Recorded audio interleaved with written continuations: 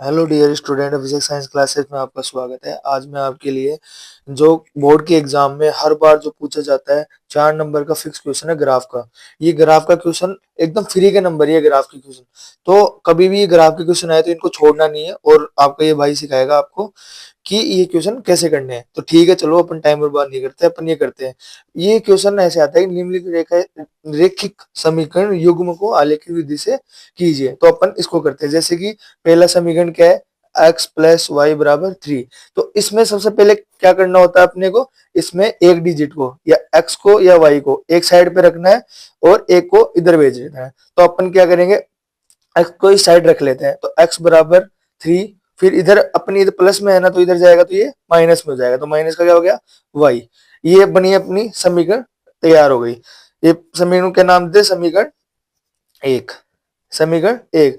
अब अपन इस पे y की जगह पहले अपन 0 रखेंगे, फिर 1, फिर -1, ऐसे रख रख के ट्राई करेंगे और ये x की वैल्यू अपन लाएंगे। तो पहले अपन ने यहाँ पे 0 रखा तो 0 -3 तो 3 बच गए। फिर अपन ने 1 रखा तो यहाँ पे 1 रखने के बाद में 3 में से माइनस करेंगे तो 2 बच गए। फिर अपन ने 2 रखा तो x की संख्या 1 बच गई। ये क्या हो गया, पहले समीकरण से अपन ने जो पैमाना है, पैमाने की डिजिट निकाल ली। अब जैसे दूसरे समीकरण है 3x minus 2y equal to 4। अब अपन को वही काम इसमें करना है। और सबसे महत्वपूर्ण बात कि जो लेफ्ट साइड है वहां पे x या y एक ही डिजिट संख्या रहनी चाहिए, दो नहीं रहना चाहिए। जैसे 2x 2y ऐसा नहीं रहना चाहिए। तो अपन का पहला स्टेप क्या रहेगी, पहले स्टेप वापस से सुन लो ढंग से कि पहले स्टेप दोनों में से एक को इधर भेजना है। जैसे 3x माइनस 2y है तो अपने को किसी को एक को इधर भेजना है। तो अपन मान लो y को इधर भेजेंगे, इधर भेजा तो क्या हो गया, 3x minus 2y equal to 4 था। तो अपन इसको इधर भेजेंगे तो क्या हो जाएगा, 3x equal to 4 plus 2y। अब इसके बाद में अपने को क्या करना है, यहाँ पे सिंगल डिजिट या तो x या y एक ही चीज रहनी चाहिए। तो अपन इस 3 को इधर भेजेंगे, तो इधर भेजेंगे तो ये भाग में चला जाएगा, ये गुणा में है तो ये भाग में चला जाएगा। तो अपन कैसे करेंगे, x equal to 4 plus 2y equal to upon 3। तो ये क्या हो गया, अपना दूसरा समीकरण रेडी हो गया। तो अपन इस दूसरे समीकरण में पहले x की जगह अपन रख के ट्राई करेंगे 0, फिर 3। एस यहाँ पे अपने को ऐसी वैल्यू रखनी है जिससे कि अपने को ये पैमाना मिल जाए। तो जैसे अपन ने यहाँ पे रखा 0, तो 0 रखेंगे तो 2 इंटू 0 0, 4/3, कोई भाग नहीं जा रहा तो अपन 0 नहीं रखेंगे। 1 रखेंगे तो 1 रखेंगे यहाँ पे, तो 2 एकम 2 1, और 4 प्लस कितना हो गया 6, 6/3 तो कितना हो गया 2। तो ये सही वैल्यू है। तो ऐसे ही हमने रखने की ट्राई की है। पहले हमने y की जगह इस समीकरण में देखो, इस समीकरण में हमने क्या किया है, y की जगह इस y की जगह 1 रखा तो 1 रखने पे क्या है अपने पास 2। फिर यहाँ पे -2 रखे, -2 रखेंगे तो 2 इंटू 2 -4, -4 प्लस के 4 0 हो गए तो 0/3 0।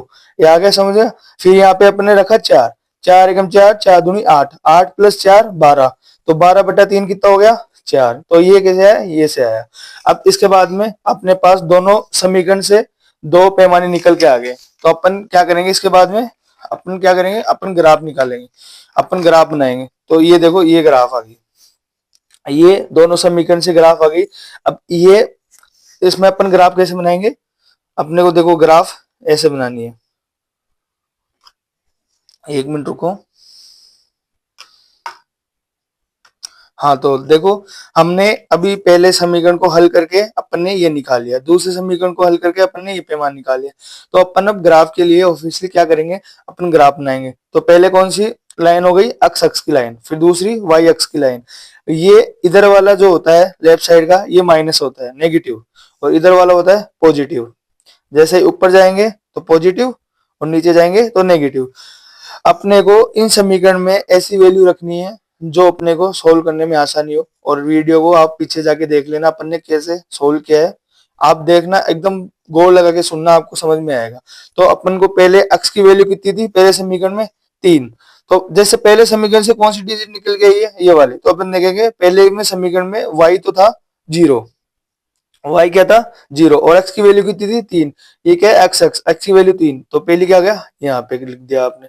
फिर दूसरी क्या थी, y की जगह 1, y का 1 और x का 2, तो दूसरा कहाँ आ गया, यहाँ आ गया। अब फिर तीसरा x की वैल्यू 2, तीसरा क्या गया x की वैल्यू 1, x की वैल्यू 1 और y की 2, तो ये क्या हो गया यहाँ पे आ गया। तो अपन ने ये एक सीधी रेखा सरल रेखा आ गई। तो ये किस समीकरण से आई, समीकरण 1 से। ठीक है, अब ऐसे ही इसे करना है कि x की वैल्यू कितनी है, x की वैल्यू इसमें कितनी है 2, तो x की वैल्यू 2 और y की 1, तो यहाँ पे आ रहा है। फिर दूसरा y की वैल्यू कितनी है -2 और x कितनी है 0, तो ये आ गई -2। फिर तीसरी कितनी है प्लस x प्लस का 4, x की वैल्यू कितनी है प्लस की 4 और y की वैल्यू +4, तो +4 यहाँ पे ये आ गए दूसरी, तो ये कितना आ गया दूसरे समीकरण से। ठीक है, समझ में आया होगा होप। और ये क्वेश्चन हर बार पूछा जाता है, आपको ये क्वेश्चन जरूर देख के जाना है, हर बार बोर्ड में पूछा जाता है, केवल डिजिट चेंज होती है, क्वेश्चन सेम आएगा 100%। Okay, thank you.